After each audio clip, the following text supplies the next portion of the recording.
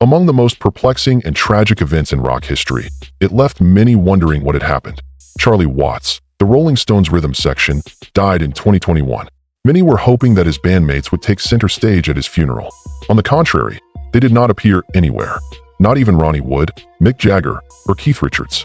The reason for their disappearance is significantly more intricate than anybody had anticipated. This reason shouldn't come as a surprise to you. Midway through the 1980s, Charlie Watts is going through a really difficult time in his life. Here is where the story starts. Watts was the steadying influence that kept the band from going overboard for the majority of his tenure. Watts keeps up his image as a moderate, in contrast to Mick Jagger and Keith Richards, who are in the spotlight for their rock and roll lifestyles.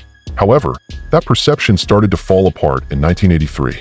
The harmful effects of his alcohol and drug addiction, which had been moderate at first, quickly became catastrophic. Watts would come to see that his substance abuse was a destructive process rather than an attempt to escape his family's growing problems. He thought about how he had used them to cope with issues at home. It seemed like a midlife crisis to me. What I do know is that I went through a complete identity crisis in 1983 and emerged around 1986. Because of how I acted, I almost divorced my wife and lost everything. An individual frequently referred to be the Stones' moral compass made a shocking confession. Even before the band became famous, his wife Shirley had been by his side. Watts subsequently admitted that the band's turbulent years put Shirley's devotion to the test.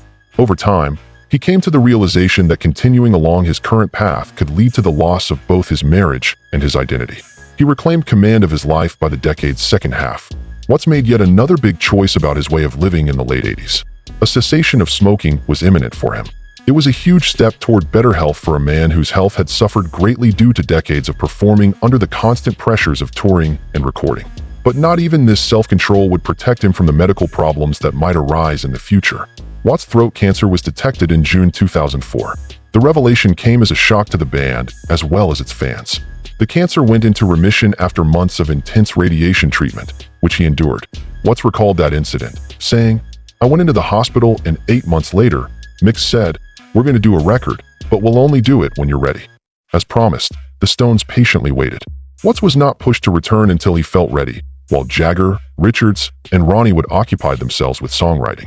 Upon his readiness, he accompanied them to the studio to begin recording 2005, the album that would later be known as A Bigger Bang. Surprisingly, he set out on a punishing 2-year global tour to promote the album immediately following his recovery. Looking back, Watts made a joke about how he always gets sick anytime we stop, so maybe he should just keep going. Despite the obvious effects of aging and disease, Watts persisted in touring and